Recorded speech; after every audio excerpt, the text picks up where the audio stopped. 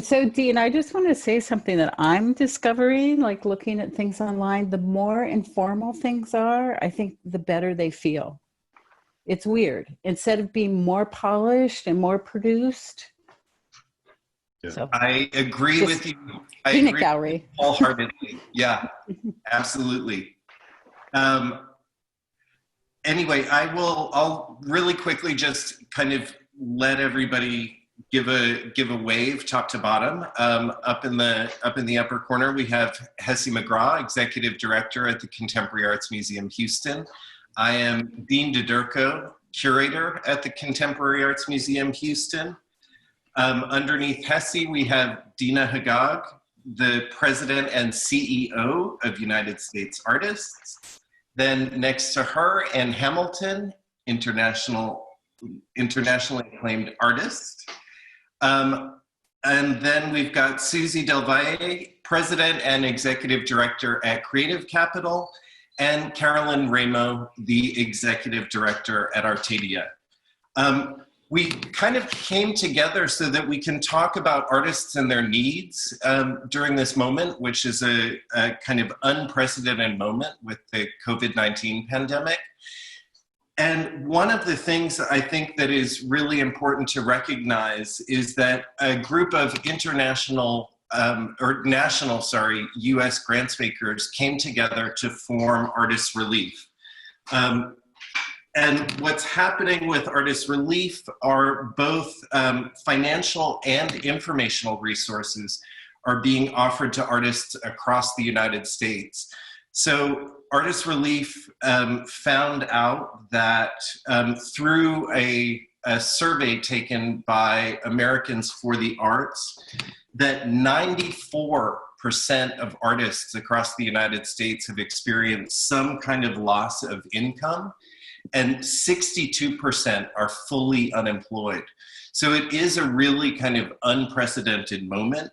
And I think basically kind of talking about maybe how y'all came together to kind of begin this effort, which has already raised $11.6 million that is being granted to artists in the form of unrestricted $5,000 grants. Is an incredibly helpful thing to be doing in this moment. Can you start by talking about how you banded up? Sure, I'll start.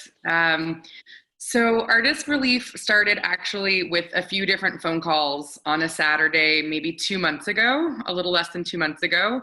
Dina and Susie and I actually had a conference call, the three of us, to say, are we in or out? And then quickly added, there's 7 foundations total, and the executive directors and leaders of those foundations are all women, and we are really spearheading this. But we recognize the commonalities of our work, which is that we support individual artists. We do that in different disciplines, in different mechanisms, but mostly we're grant makers, and we are national in scope. And so we felt like that was a natural alliance between all of us. And we all had different resources to bring to the table in terms of staff time, in terms of energy, in terms of expertise, in something like developing an application. And also really understanding different geographies as well. And we decided very quickly that there was this tremendous need. A lot of us mostly give awards based on artistic merit. So this was a new conversation in terms of emergency granting, although a couple of the organizations do have experience, like Foundation for Contemporary Art that has their existing relief fund. So they also brought that to the table. And we decided that we wanted to give as much as we can to artists in this period. So it started in mid-April through September 1st.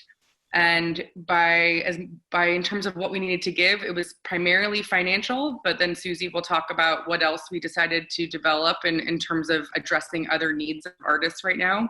We're giving a minimum of 100 grants per week in many different disciplines, and the grants are $5,000. And that was a number that we arrived upon because it felt like it could have an impact. And as Dina has said many times, it's like a bridge. It's a way for an artist to feel like they're uplifted, their current most pressing needs could be addressed, and then they're able to kind of get on their feet again. And you know, the statistics in terms of what we're seeing, as you just mentioned, Dean, are staggering. And so we're now trying to rapidly raise more money. We raised an initial $10 million from a bevy of foundations, including Mellon, that gave us 5 as a matching grant. We worked really hard to raise as much money as we could for the launch dates. And it was exciting to see how many incredible people stepped up to believe in us as a coalition and the work that we were doing together. And then our goal now is to raise an additional 10 million to double our impact, at least financially, through September. That's pretty phenomenal. I mean, I think also AFTA was able to pull together some numbers for us. And it was, they found out that the average loss of income for artists based here in Texas, they were able to pull that out for us, was $11,447. So I imagine that $5,000 of income to offset that is, it's half of that lost income. It's a really significant kind of thing, especially for folks who are pretty used to using that kind of income in pretty creative ways. But Susie, you were maybe going to talk about the other kinds of things that Artist Relief is offering. Just thinking around the anxieties that we ourselves are facing every day. Imagine artists under all of these, duress circumstances. So we were thinking, what are the other types of resources that we could offer? Creative Capital had already created an informational resource kind of platform on our website, which we then transfer to Artist Relief and keep populating all the time. And it's about other types of relief efforts, but also other opportunities that artists could partake right now. And some of it is very discipline specific, also geographically. And then we decided to also offer some other types of resources, such as wellness. And it was another way of also hiring artists as a way of producing some of this content. So we have every Monday at 11 a.m., there's a new wellness program by a different artist each week. And I think we had our first artist, Daniel Alexander Jones, kind of started us off, and we've had a number of other artists participating, and I very much encourage, it's not just great for artists, it's great for all of us. But then we also wanted to have some conversations. Where are we with the state of affairs? How are artists and organizations navigating these times? And we just launched what we call our conversations last evening with Christy Edmonds from UCLA's Center for the Art of Performance, and Lauren Snelling from the National Young Arts Foundation in Miami. And it was really great. I mean, we talked about the realities of what's happening and how particularly performing artists are navigating this crisis. But what was really beautiful, there was a really lovely, hopeful tone to it as well. And and we hope to have more of these, about 5 to 7 more. We have one coming up that Dina will be leading, or United States artists will be leading. One around advocacy. We'll be having one with Taylor Mack and Colleen Jennings-Rogensack around how artists are self-organizing and coming up with ideas in a way of supporting one another and supporting new work. And finally, we're also thinking of launching next week, or I think it's May 28th, a program called State of Us, where it's really going to be talking a little bit about what we've discovered through this artist relief effort. And the first one will be launched with Joan Morgan, but then tying it to what's happening and from a different, from a perspective as well. And that will be pre-recorded. The conversations are live, and we hope that people submit questions and the speakers and respond to them. But it's just another way of engaging, another way of saying you're not alone. And I think that's the main message from all of these, and helping us navigate these uncertain times. I mean, that's the artists, right? They're always the ones who are actually the ones helping navigate these uncertain times. So how do we make sure that they can do so? And they're healthy and well to do so. Is it possible at this point to quantify in any meaningful way the scale of the need in relationship to Artist Relief's current capacity for support? I'm sure Dina wants to. Yeah, so I mean, yeah, with the initial $10 million that we raised, we knew that we could fund 2,000 artists, and to date, we have received over 75,000 applications. So it's pretty easy to quantify that we mean it when we say it's like a bridge and a drop in the bucket. I think other things we're trying to sort of remember is, you know, the AFTA data is really, really jarring and incredibly sobering. And about 70% of the people that took it are white, right? So like that, and living in urban centers. So what does that actually mean if we look at a more holistic landscape for how COVID is affecting artists not living in urban centers or communities of color, disabled folks? And so I don't even think there's a mechanism by which we could really register the amount of need. I think everything we're stabbing at is just getting a sense of how horrifying the picture is. And that's for, again, a community that can access digital technologies and generally is not afraid to participate in surveys or granting mechanisms, et cetera. I think we're all kind of rapidly barreling towards what is a 2, 3, 4, 5.0. And for us, I think, and I don't know, Carolyn or Susie, please correct me if I'm wrong, like we're really thinking about artists, like individual artists and how they exist within this ecosystem and how to make sure they're not forgotten about. And I think one thing, again, to go back to this bridge word and something that Ann Hamilton, I think you've talked about a lot, sort of condition making, is I think the idea of working in a coalition has been an incredible bridge in and of itself. Like we are learning how to work alongside. In the coalition, while it is 7 nonprofit partners, there are also 2 for-profit, you know, design and media agencies that have really, really helped us get these stories out. There are places like at this point, I think 30 foundations that have brought not just their money, but their expertise to the table to help us figure this out. There's a bevy of advisors. I love Carolyn used the word bevy. So now I'm going to use the word bevy because it's so good. But there are like the Christy Edmonds and Hamiltons, various artists on our board, folks we've been roped in that have done emergency relief in the past. And then there's field partners like Sundance and other nonprofits and for-profit agencies that are helping us in certain disciplines we're still trying to understand better. But I think we know the need is bigger than we'll ever document. And we know many of us will have to work at a scale together that we're not used to meet that challenge and to make these new conditions for all of us. I do know that institutions are hurting, and I'm so curious about everything you're seeing from your perch at CAM. And I imagine that this will also trickle down to affect artists in a way that will only make the situation worse and worse for the next few years to come, as all of our sectors try to survive. And so I think we're trying to think about that a little bit more. So that brings up a few topics, but perhaps first, recognizing that there's a need to actually humanize artists. And Dina, you said this very succinctly when you said artists are also people who are suffering. Is there a specific distinction that we could make as a field about the unique needs of artists in relation to other professions? And Susie, you put it very eloquently, artists are the ones who help us navigate uncertainty.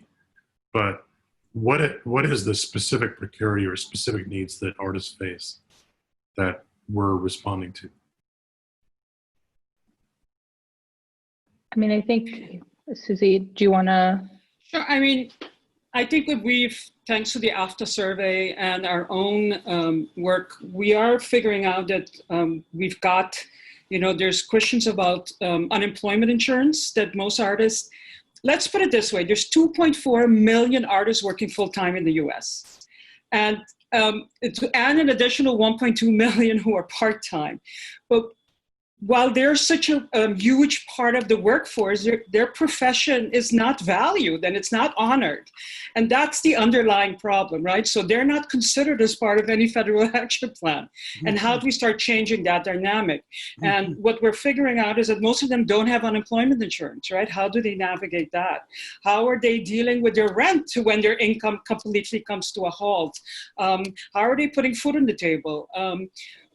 We don't always understand that they are the main breadwinners sometimes for their families, or their people that they're taking care of. And those are the types of things that when we did start this an artist relief effort, we did think about what is a need.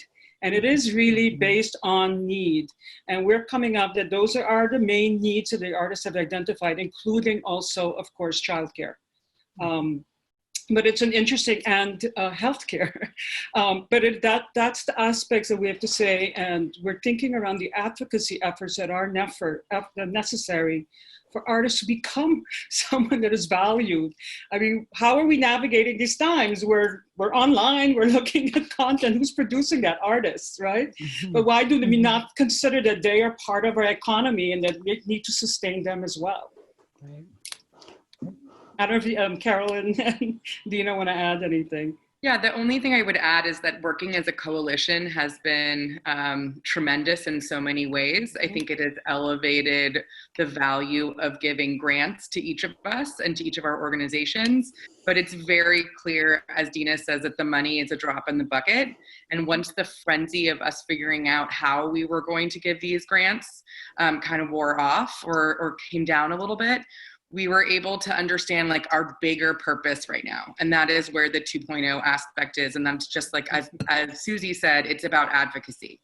And it's making sure that the labor of individual artists working in any single way that they would like to across the country, in their town, what they're contributing, it needs to be valued in a way that has to be reflective of systemic change. And that's in terms of policy, that's in terms of foundations and who they're allocating their funding towards. And we are really committed, we're not sure exactly how yet, to work together as a coalition with hopefully more joining in terms of their efforts and enthusiasm for what we're doing to make this be a much bigger conversation. And we know that the value of working together as a coalition, we have a much stronger voice. And so that's very exciting to think about, again, how we can elevate that advocacy element. Yeah, because it really needs to be a structural system. It's about changing the system of recognition that unless you can even recognize the work and the contribution, I think there's, similar things going on, obviously, for domestic workers that work in people's homes and the organization for that. It's like there is so much informal labor that is not recognized and so has no access to support. And so, one of the things that's really crucial is organizing the way in which that advocacy can happen, on a legal political level, but also so important, like how do we make what we do visible?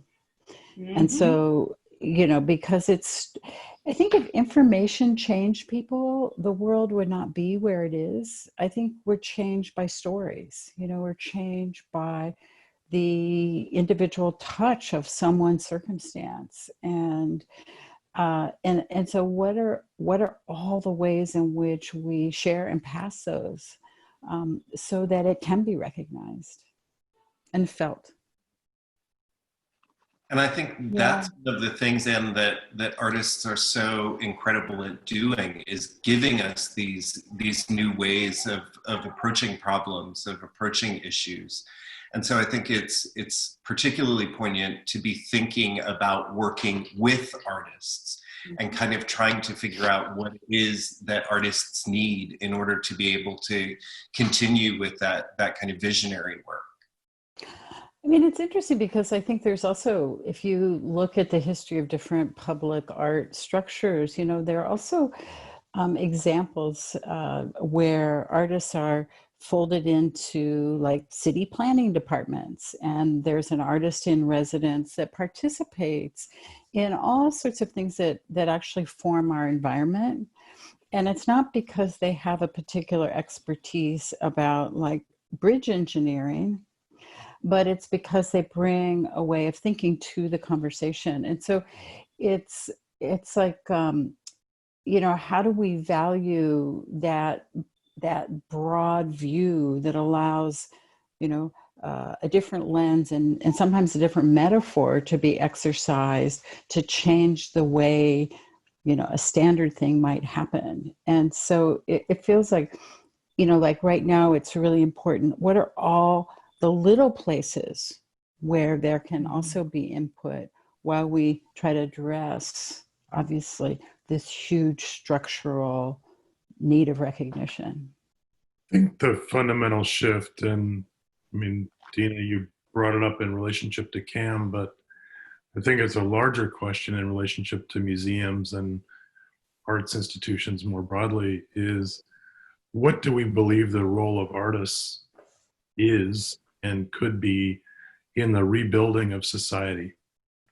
If our fundamental systems have collapsed, then how do we rebuild that? And what role can artists play at the center of that reimagining? But on a very practical level, I think what we're witnessing is the extreme compression of organizations, of museums. And from where CAM sits, the only levers that we have are, because we're non-collecting, are the duration of exhibitions and their scale and our staff size, right? Whereas other institutions can lean on collection shows, et cetera. How do we maximally allocate our resources in direct support of artists? And I think that has thus far been an outlier in terms of the general conversation around how to preserve museums and institutions.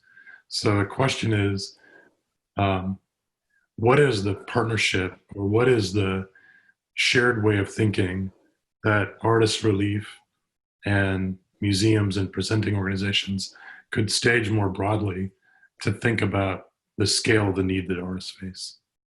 And has that been a point of conversation for you all, or does it feel like does it feel like there's some potential there?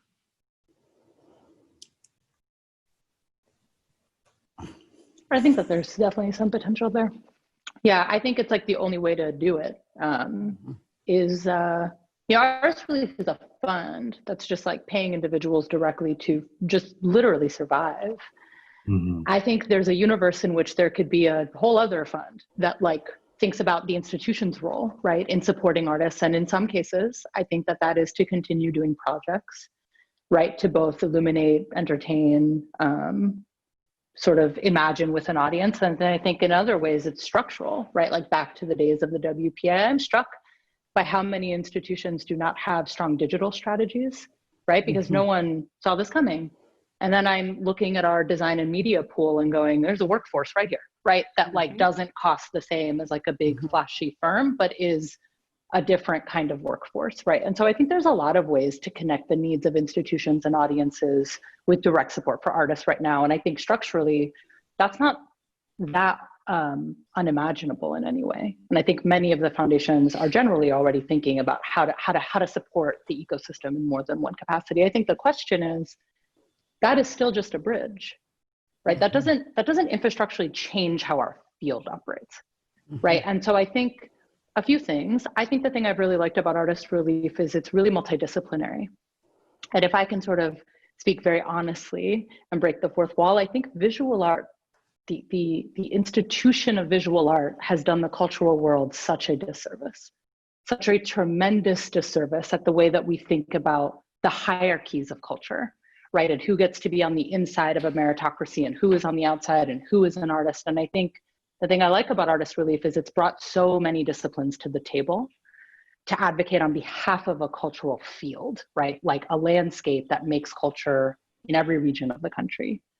And then I think if we can figure this piece out, how to work with other disciplines, how to clean our homes up in general for artists, because it is precarious to me that we want, and I also come from this background, right? We want the public to believe in the value of artists, but even our institutions, it's the first budget to get cut.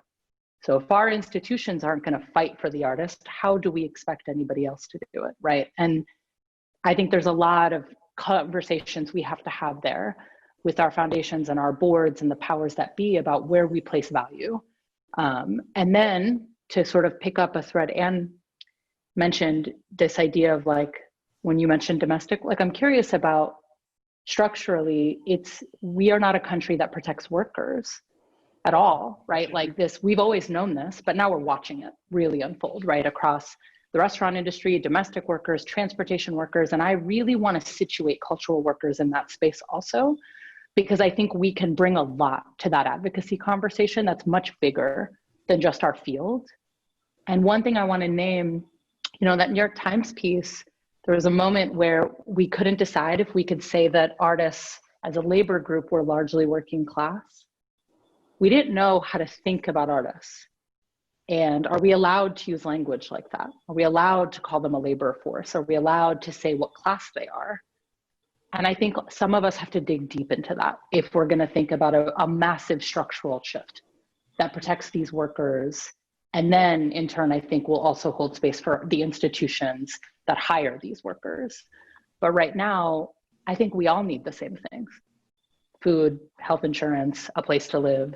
And I don't think it matters if you're a bartender, a nanny, or an artist. And for some people, they're all three, right? So like, we all just need the same things. And we need a federal infrastructure that takes care of people finally.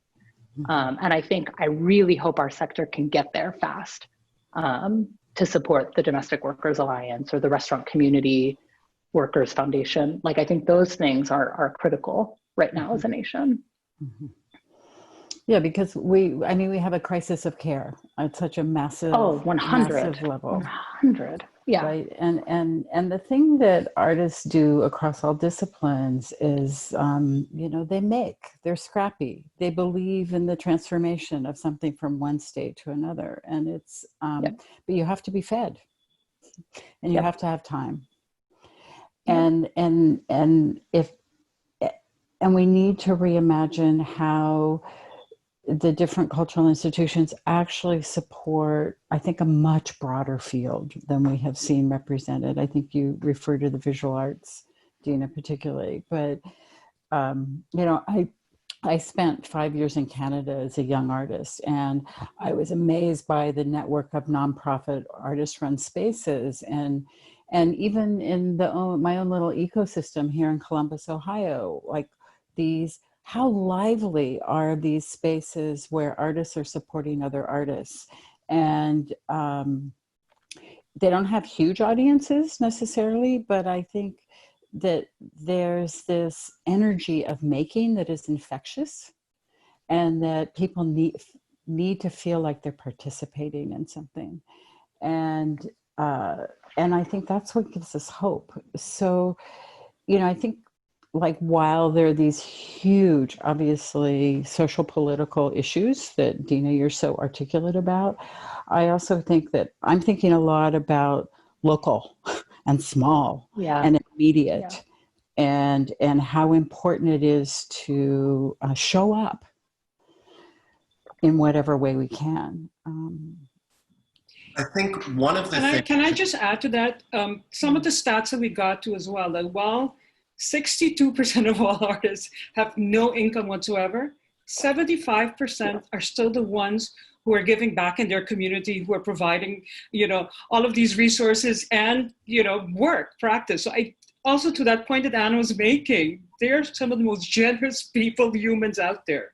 And with little are doing so much and not getting the credit they deserve. I mean, I think our impulse is to share. It's just like our impulse is to reach our hands out. We're not supposed to do that anymore, no. But I do think if you start with the ground, that the whole point is actually sharing and enlarging, and to believe in that is like a fundamental motivation. I think it's from supporting that things happen.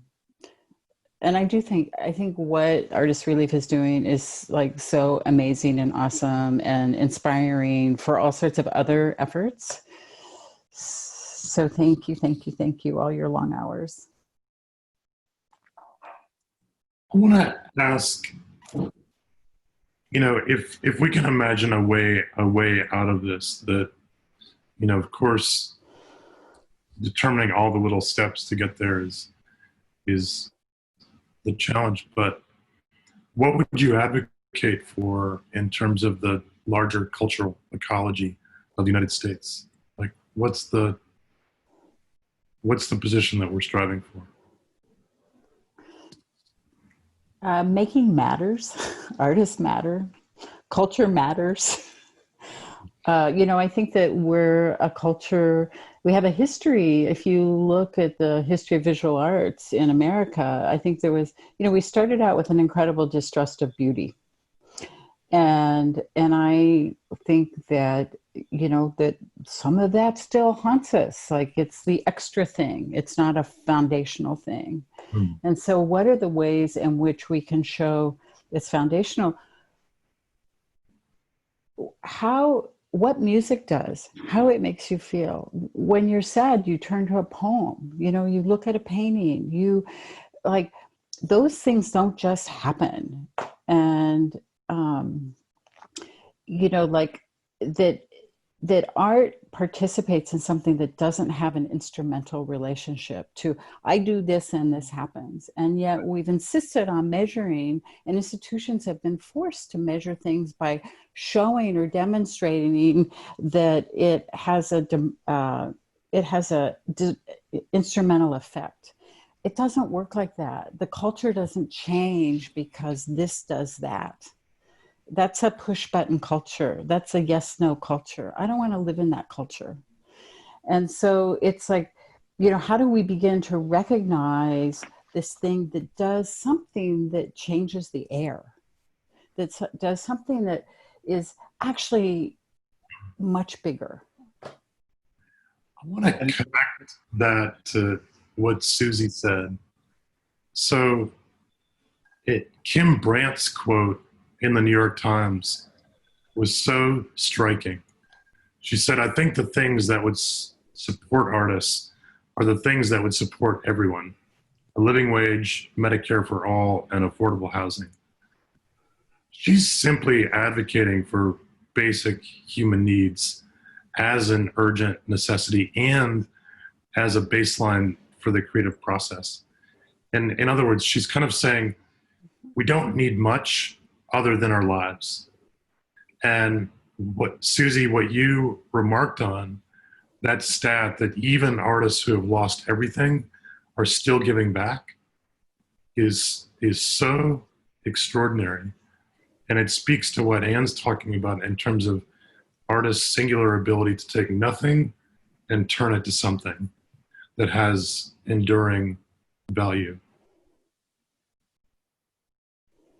I don't know if there's a question there, but I think that's what we're all advocating for, the power of and the value. You can't actually quantify that.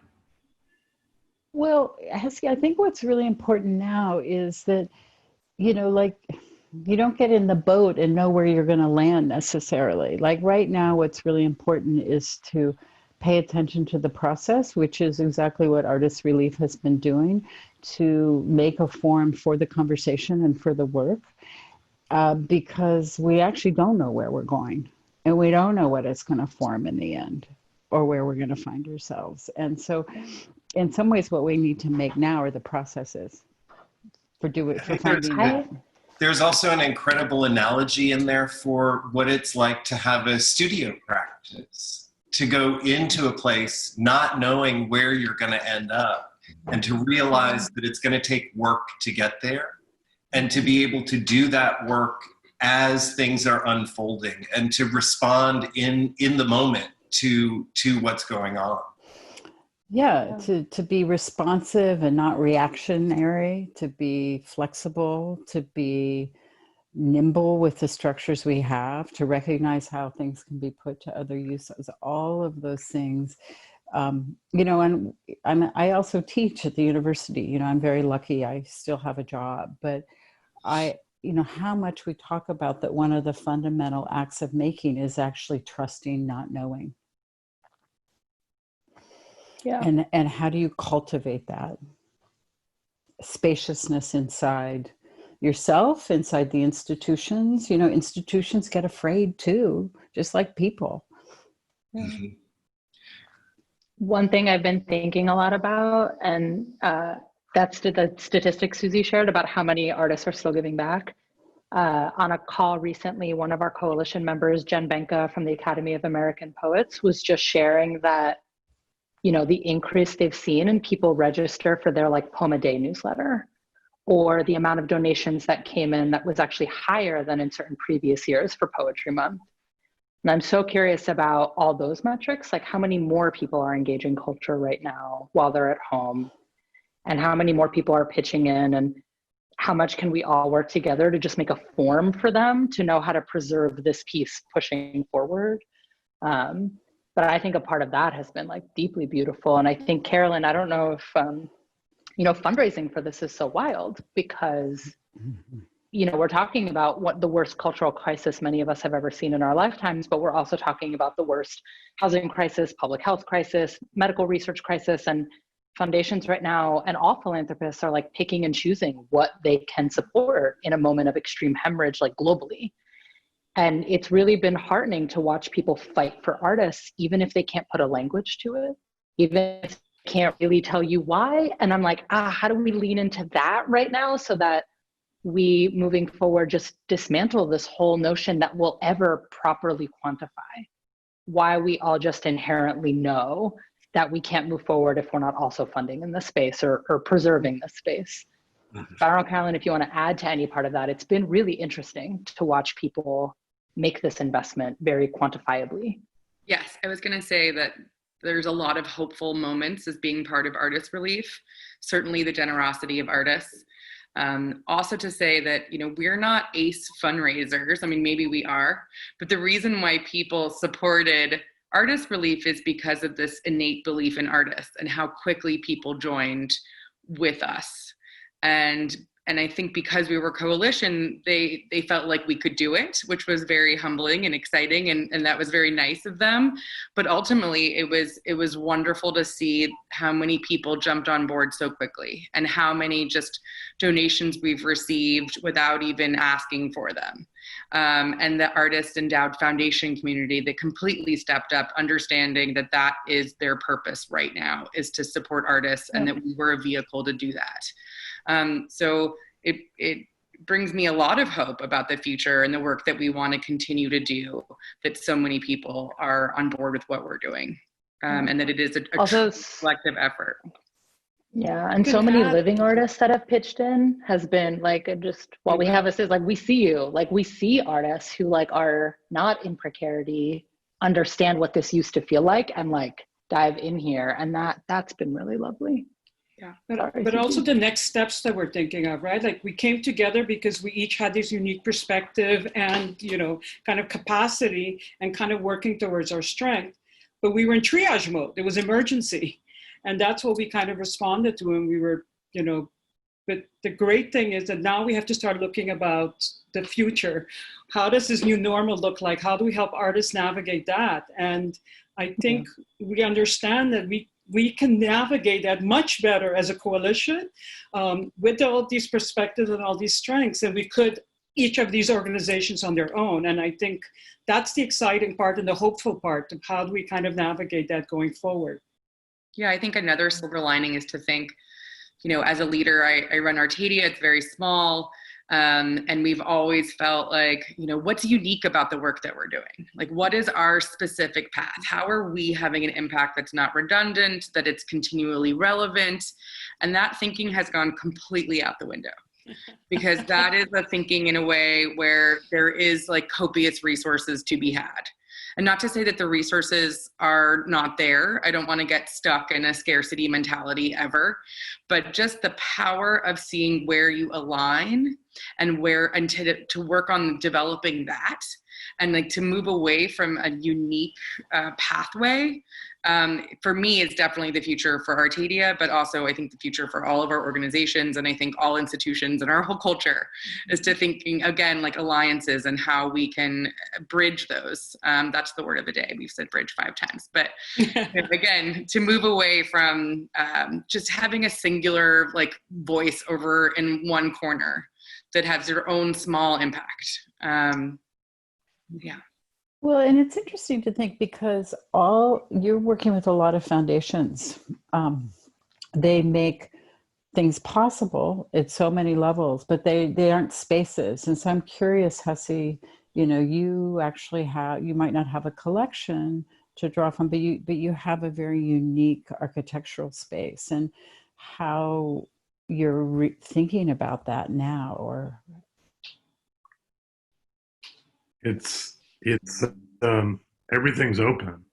There's a whole series of questions, such as, if we can't gather people together, how do we connect artists and audience?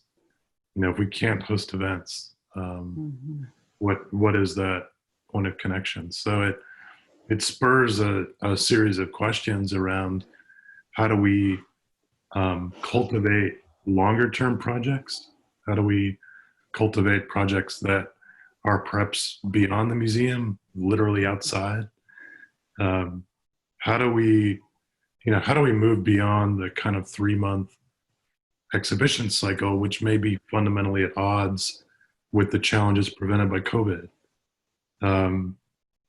But I think more structurally, what we have to ask is, how do we reallocate our resources in response to the need that artists are experiencing? Mm-hmm. I think one of the things that's fairly simple but has been a really exciting conversation for us at CAM is thinking about some of the exhibitions that we've had that have had to be temporarily postponed, and really trying to shift plans there, thinking less about trying to ship work in and more about trying to be able to bring artists in for an extended period of time, where the budget of an exhibition can be put towards paying an artist and allowing them to create new work for the space. I think that switch has been has generated really kind of great energy. And the artists who I've been able to approach kind of talking about this have been very receptive, especially in a moment where I think lots of folks are dealing with exhibitions that have been canceled or postponed, things like that, that suddenly calendars kind of open up in a new way. But it's exciting that in that moment, vision can also open up in a new way as well. Well, maybe it's also, what's going on is so massive, it's hard to even wrap your head around. But the difference between the energy of maintenance, and we desperately need maintenance right now, is very different than the energy of making. And so, moving towards something you don't already know what it is, I think gathers energy around it in a way that's very different than maintaining something that already is. And I think, we're in this joint where obviously we need to be doing both. I'm glad Anne asked, because I was going to ask, you're having these conversations, but how is that informing the way you as a museum or as an institution are thinking forward and working with artists? So we know about a lot of relief efforts, wonderful relief efforts, HAA that's been really active in Houston. Can you guys just share with us, because I'm curious what you're hearing from specific Houston-based artists and how that's informing your work today? Like, we talk so much about the importance of the local, just like get a little bit more specific about what you guys are hearing about Houston. I think lots of folks, for me, the conversations that I'm having with folks are about the kind of precarity of their situations, about folks who don't know if they're going to go back to teaching positions, about folks who don't know when the next exhibition is going to be able to happen, and if works are going to be able to be sold online, how that's even working for people. I think especially in a place like Houston that has, you know, a really vital arts ecology. I always say about Houston that there is not an art world, but many art worlds here.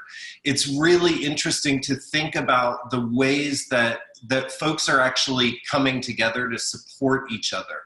And I think in that micro way, the idea that we're kind of reaching out, we have one of our other curators, Patricia Restrepo, has been doing a kind of series of Instagram talks where she's reaching out to folks, lots of folks from our local community here, to talk about their work and how things are affecting them. And I think one of the things that's really incredible about that is thinking about those in relation to all the other efforts that we're making at the museum. Putting those things together online, offering them as ways for folks' views to kind of get out, and for people to better understand the needs that artists here have, and the ways that this is affecting people, but also the kind of responses that they've had. My sense anecdotally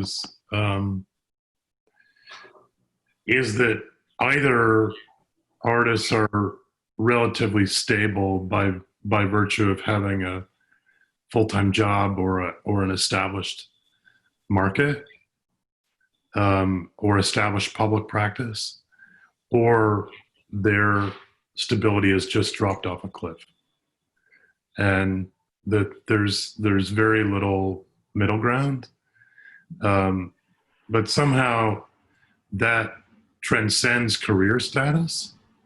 So there are mid-career and established artists who have also, you know, experienced that extreme drop. And I think that bears out in some way in the statistics that AFTA has generated, but it creates a challenge in terms of knowing how to respond on a granular way. And I know the variety of testimonials and sort of need statements that you all are reading is probably the most accurate kind of picture, right? Yeah. But I think for us as an institution, we have to reimagine everything we do. And we have to do that for multiple reasons. It's to protect the mission, to actually deliver that. It's in response to the economic challenge, but it's also in response to artist need. Yeah. Yeah, I think our testimonials have been super jarring because, you know, we've been really thinking about timing, right? So when we're reading so many different need statements, one question I think we all keep coming back to with our reviewers is, can this person wait a week? Can they wait 2? Can they wait another month? Like, we got to get them the money now. But, you know, yesterday someone got funded that has really just sat with me because she applied in our first cycle, this person, and, you know, she named that at the time she needed a laptop to keep doing her work. And, you know, the things we're reading are really medical, childcare. I mean, things that feel like a laptop doesn't hit the same. But, you know, in her subsequent application, it's no longer about a laptop. You know, now she didn't get that laptop, so now she needs groceries, right? And it's like, that happened in less than 3 weeks. And it's like this, you know, this idea that for everyone we fund, someone else is like slipping away because of that sense of precarity. And to your point, Hesse, you know, we've been running some numbers. I want to say kind of, and we'll have a better sense of this soon, but we roughly recognize like maybe 30% of the people we funded to date. And I recognize, I mean, someone on this very multidisciplinary coalition and reviewer base knows this artist and or this work. And that's of the people we funded, not the people in the pool at large. So we're trying to really put pressure on ourselves to fund widely, beyond our own biases, beyond what we expect. But of that 30%, it is jarring how many of those artists are established.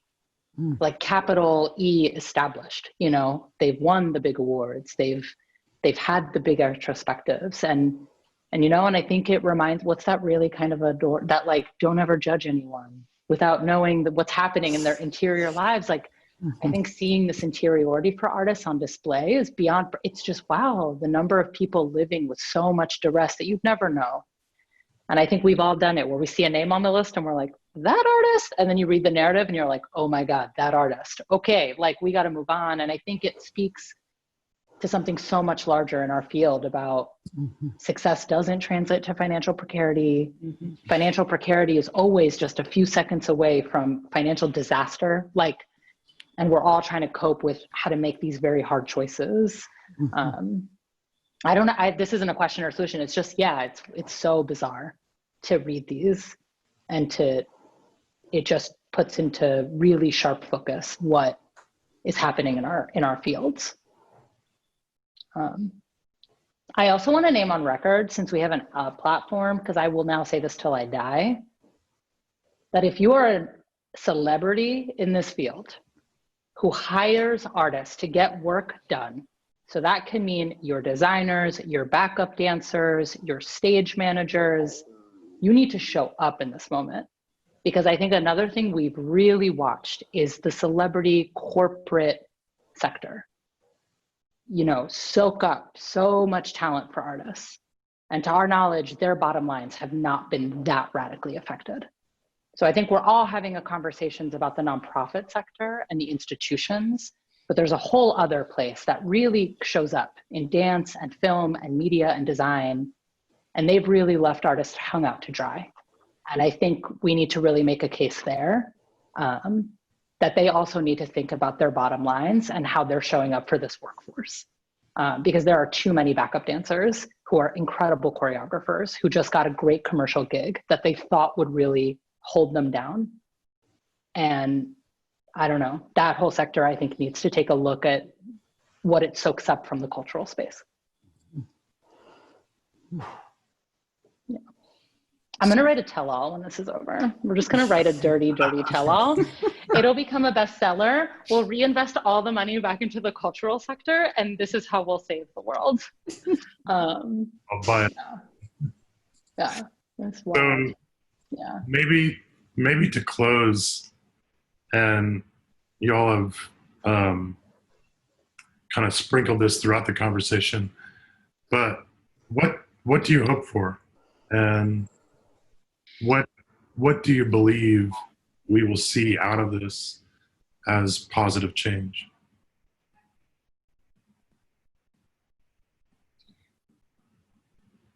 Oh, that's such a big question. I just will say that I really love working together with these women, and I hope that we can continue to do so. I'll keep it a low scale answer.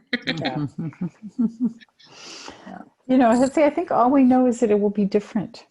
Our questions will be different. And as we respond to need, it will change everything. And, you know, the whole culture, the world is at this portal where we can go many different ways. Some of those are really, really scary.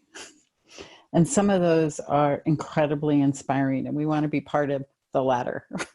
So, you know, it's too big a question. That's why when I say trust the process, let's trust the process of getting there to that vision. I guess I continue to live in a world where I want artists to be valued and what they bring to the mix. But that's like, you know, like, I don't know we're going to get there. But I hope, to Anne's point, that we learned something from this, right? The interconnectivity of us all. There's the personal eye and the universal eye, and how do we understand how we all actually are part of civil society, contribute to civil society. And that we understand that our structures are broken, to what Dina very clearly stated. How do we fix it? How do we come out of this and thinking about the possibilities versus all the challenges and fix it, or at least try to. Yeah. I feel really enthusiastic about the local that Anne named. I think we'll actually see a tremendous amount of degrowth in all industries everywhere. This isn't possible anymore, this unchecked just grow, grow, grow endlessly. And I actually think when the rest of the world settles into that, the reality that this will be the future for quite some time, I think there will be a tremendous opportunity for the arts to really shine in this maybe more intimate local space. And then I think our nation as a whole can never go back to such a unreliable healthcare system. And I think just reading these, I am so struck by like the lowest hanging fruit here is too many of these testimonials are wrapped up in poor, just no insurance, just no medical support. And if that's just something we can unilaterally fight for locally, federally, together as a nation, I think at least one massive weight gets lifted off culture makers. And so I'm trying to keep also my head in like, what do we ask for in these elections that just alleviates so much of this? And, you know, artists get sick and then they can't do what they do anymore. And that's not okay. So, yeah. Excellent. I also cannot wait. I'm hopeful that Zoom will just die at some point and there will never be video calls again. And I am hopeful that we will hug our friends. And I can't wait to be in a sweaty concert again. Like, I would kill to be sweaty in a theater. Touching, hugging. I can't wait. I'm gonna make out with like the first person I see when this thing is over. That is not someone I already live with. I went to a virtual concert last night, and it was awesome, but it's not the same. It's not the same. Did you rage? Was it like a rager? It was at Bemis Center. Oh, that's great.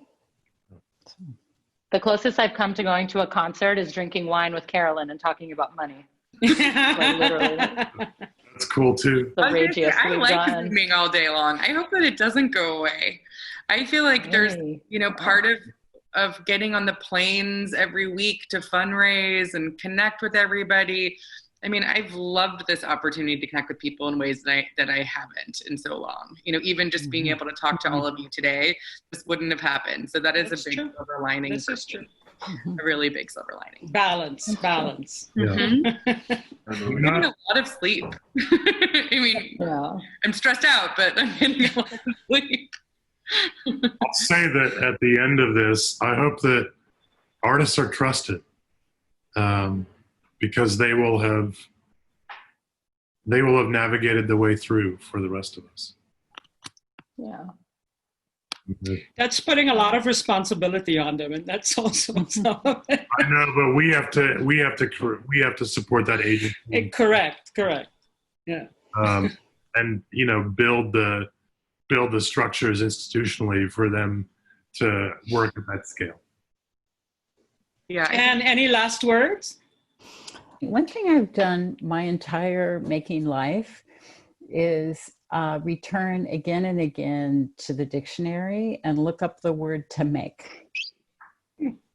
And I think I can't remember how many pages now it occupies in the Oxford English Dictionary, but also, all of the forms of making that I think right now we're trying to look for a form for this enormous cultural making. And the forms that exist service or don't service now. And and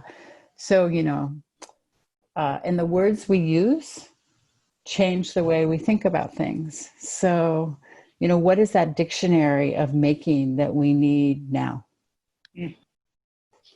Thanks to all of you for coming together to talk with us about this, and thanks for the incredible efforts that all of you are making, both individually at your organizations and also through Artist Relief. I think it's really visionary what Artist Relief has been able to do.